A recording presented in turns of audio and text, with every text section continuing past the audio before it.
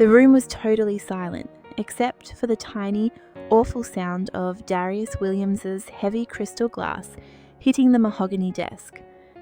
I watched him, stone-faced, as the expensive scotch inside splashed out and made a dark brown stain on his perfect $5,000 suit jacket. You can't do this, Amanda," he stammered, his eyes huge and red like he was about to pop. "That $4 million, it's everything. It's my father's legacy. You had no right to block the entire inheritance." I leaned forward in the lawyer's leather chair, the most calm I'd been in 15 years. "I had every right, Darius. You signed a document giving me that right 9 months ago, right before you ruined my life and stole everything from me." He was still staring at the letter from the estate lawyer in his hands, which proved the transfer was legal and final. The look on his face, pure gut-wrenching betrayal, was the beautiful ending I'd been waiting for. But the crazy thing is, this wasn't about the money at all. The actual money, the $4 million, was simply a tool, a weapon I learned to wield. My true revenge was aimed at something far more precious to Darius than any amount of cash. The thing you need to know is, I wasn't done yet. The biggest, most shocking part was still coming, and I knew it would make him lose more than just his family money. It would make him lose his identity, the very ground he stood on. The rage I felt in that moment came from years of buried pain. To Darius, I wasn't just his executive assistant. I represented something much deeper, the easy target he could use and forget. He thought he knew my story, but he had no idea. He didn't see the silent ambition, the fierce loyalty I initially held for his family, or the meticulous care I put into every single task. I'm Amanda Johnson, 38 years old, and for 15 years I was the unseen engine of Williams & Cothu.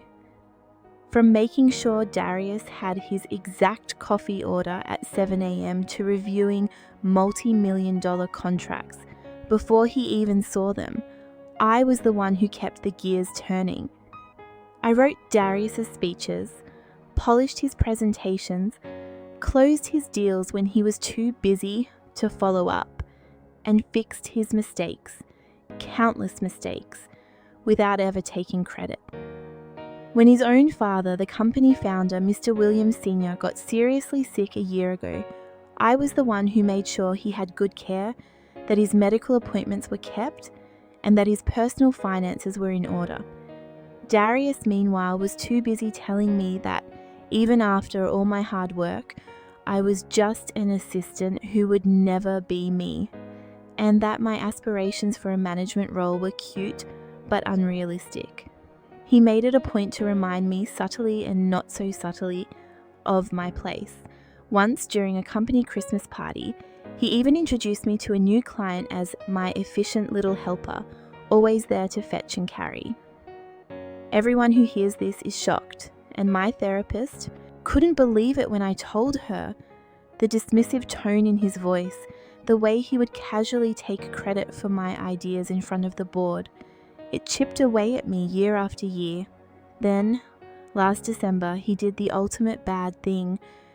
The head of operations position opened up, the job I had been secretly grooming myself for, the job Mr. Williams Sr. himself had quietly encouraged me to pursue. The board was going to vote, and I had a very strong chance. The internal whispers were positive, but Darius, terrified that I might actually become his boss one day and expose his laziness and incompetence, found an old, minor mistake I made on a piece of paperwork 7 years ago. It was a technicality, easily fixable, and had absolutely no negative impact on the company. Yet, he blew it up, twisting it into an act of gross negligence. He showed it to the board, implying I was a danger to the company. He not only used this trumped-up charge to secure the head of operations job for himself, but I was suddenly fired after 15 years, blacklisted from every other firm in the city, with a carefully crafted, damning disloyalty narrative. My career, which I had poured my entire life into, was destroyed. I remember sitting in my empty apartment, a bottle of cheap wine in front of me, staring at the termination letter. My hands were shaking. I had given that man my life, and he had thrown it away without a second thought. I thought about how $4 million was nothing to him, just a pile of paper, a future inheritance he barely appreciated. But my career, my reputation, my sense of purpose was everything to me, and he had callously destroyed it all. What Darius didn't know was that while I was helping his sick father, Mr. Williams Sr., with his affairs, I had quietly signed a contract that Darius had totally ignored. A contract that named me as a temporary executor with exceptional powers for the family estate in the event of any professional or legal malfeasance by Darius. It was a fail-safe Mr. Williams Sr. had put in place years ago, a silent guardian against his son's recklessness. The initial shock of being fired felt like a physical blow, knocking the wind out of me, but beneath the pain, a slow burning ember of defiance began to glow. I should have seen the red flags earlier, especially after what happened at the annual Christmas bonus distribution. Darius had conveniently forgotten my name from the list, blaming administrative error. Looking back, all the signs were there. A few days after my termination, a kind man named Mr. Chen, Mr. Williams Sr.'s personal lawyer, called me. Mr. Williams Sr. had passed away quietly shortly after I was let go, his health failing rapidly. Mr. Chen told me he had just begun reviewing the will and related estate documents, and what he found was disturbing. Darius, sensing his father's weakening state, had been pushing for significant changes to the will in the last few months, trying to make himself the sole heir, cutting out distant cousins and a few charities his father had always supported. It looked like classic elder manipulation. But Mr. Chen had also found something else: the signed executor paperwork, the one Darius hadn't even read properly before signing off on it months earlier. He'd probably thought it was just boring estate housekeeping, another stack of papers to get off his desk.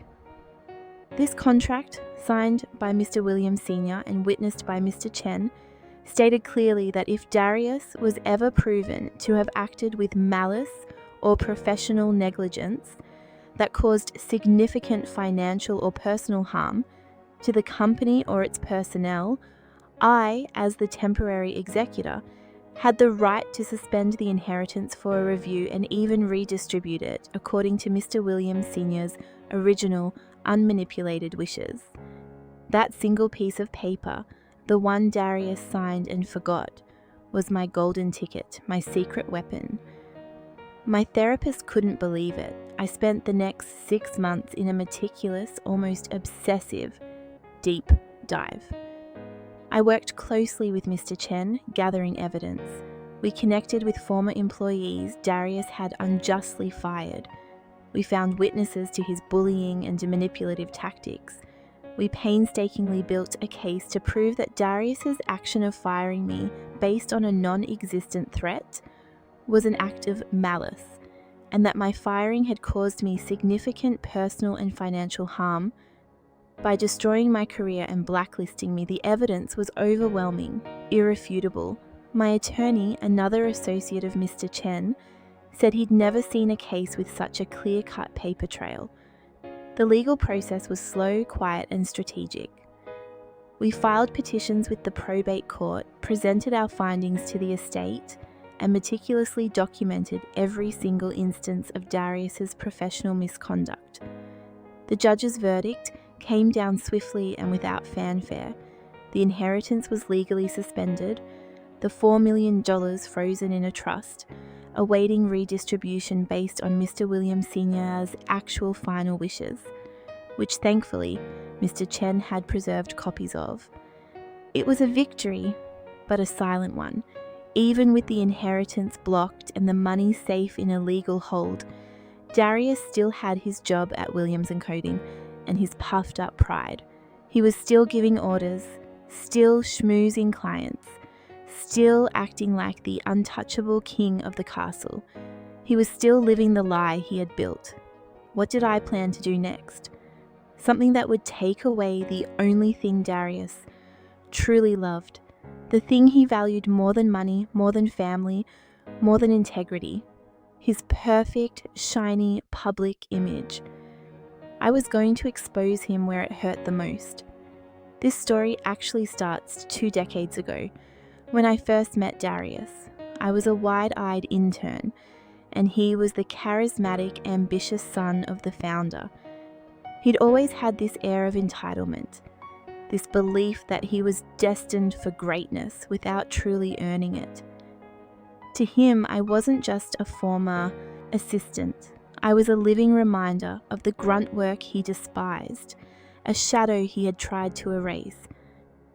3 hours ago, I walked into the main boardroom at Williams & Company, not as an assistant, but as the temporary executor of the family estate, accompanied by Mr. Chen. The quarterly board meeting was in full swing. Darius was there, front and center, smiling his slick corporate smile, ready to talk about his brilliant future plans for the company. His jaw dropped when he saw me. His eyes darted nervously between me and Mr. Chen, but he quickly composed himself, probably thinking I was there to beg for my job back. He had no idea what was coming. I quietly stood up as he finished his speech, the room silent. "Excuse me, Mr. Williams," I addressed the chairman of the board, not Darius. "I have one final urgent piece of business to present regarding the Williams estate, which directly impacts the leadership of this company." The chairman, a stern woman named Ms. Henderson, nodded, intrigued. I pulled out my phone and connected it to the boardroom's audio system. A clear, crisp voice filled the room, Darius's voice. It was an audio recording I'd secretly kept since the day I was fired. It wasn't just any recording, it was a private phone call between Darius and his fraternity brother, recorded unwittingly by him on a company line a few hours after he had fired me. "She's so gullible," Darius's voice boomed through the speakers. "I just needed a quick excuse to get her out. She actually thought I'd let a little assistant like her run the show? Never. I told her, you'll never be me. The best part is she actually did all the work for me, and now I get the glory. And about Dad's will? Yeah, I tweaked it a bit. He was practically gone anyway. Who's going to stop me?" The room froze. Board members exchanged stunned glances. Darius's face went from pale to a sickly shade of green. His carefully constructed facade shattered. I then presented the formal document from the probate court, proving I had legally frozen his $4 million inheritance due to proven malice and professional negligence. I explained that his actions, as evidenced by his own words, were not just against me, but a betrayal of his father's trust and the company's values. I concluded, the board will now have to vote on whether or not they want a proven liar, a manipulator of his dying father, and a thief of intellectual labor to continue running this company. Darius erupted. He screamed, he swore, he called me every name under the sun, accusing me of blackmail. That's when he followed me to Mr. Chen's lawyer's office for the final confrontation you saw at the beginning. He was furious that the money was gone, but I had a clear conscience. I had to be strong. His rage fueled my resolve. This was for every late night, every thankless task, every stolen idea. This decision would change everything, not just for Darius, but for me. I had no idea that the real final moment of justice would come from the most unexpected place. Not the board, not the courts, but from a quiet observer who had seen all the cracks in Darius's perfect image. I left Mr. Chen's lawyer's office feeling a quiet strength and a sense of profound peace I hadn't felt in years. Darius had finally seen that money wasn't the only way to lose everything. Losing his carefully manufactured reputation was far more devastating for him. His tears were not for his father, but for his ruined image. Later that evening, as I was finally letting myself relax with a cup of tea, I got a text from Mr. Chen. The board had indeed held an emergency meeting immediately after I left. The recording, combined with Mr. Chen's legal presentation, was damning. Darius was unanimously voted out, effective immediately. But the story didn't end there. The security guard at Williams & Co., a man named Greg who had worked there for 25 years, had witnessed Darius's dramatic removal from the building. Greg had seen Darius's arrogant behavior for years, how he treated the lower-level staff, and how he'd belittled me. He decided enough was enough.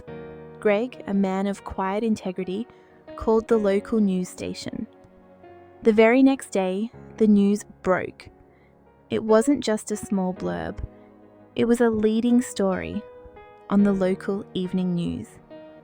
They showed the clip of Darius being escorted out of the building by 2 silent security personnel, his face a grotesque mask of shame, anger, and utter defeat. The reporter detailed the inheritance scandal, the secret recording of his callous remarks, and the incredible story of the executive assistant who was brave and smart enough to stand up to 15 years of abuse and bring a corporate tyrant to his knees. Social media exploded. People who had worked for Darius in the past came forward with their own stories. Williams & Co's stock took a nosedive. I didn't get the $4 million.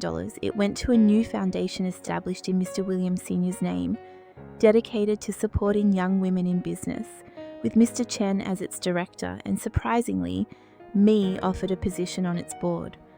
But I got something way better. I got my name back, my reputation cleared, and my future wide open. I got resilience. I got the knowledge that I was the one who was truly running the show all along, and I proved that a little assistant can be a giant when she decides to fight back. The social proof was overwhelming. Everyone who heard the full story expressed outrage at Darius's actions and admiration for my courage. It was absolute justice served. The moral of the story is simple, and it's a message I hope everyone takes to heart. Never let anyone define your worth. Be so good they can't ignore you, and when they try to stab you in the back, make sure you know exactly where they keep their sharpest secrets. The truth always comes out, and karma, as they say, is always watching. The question is, after you lose everything, how do you use the space left behind to build something even bigger? I chose to build a legacy of integrity, something Darius Williams could never truly understand or achieve.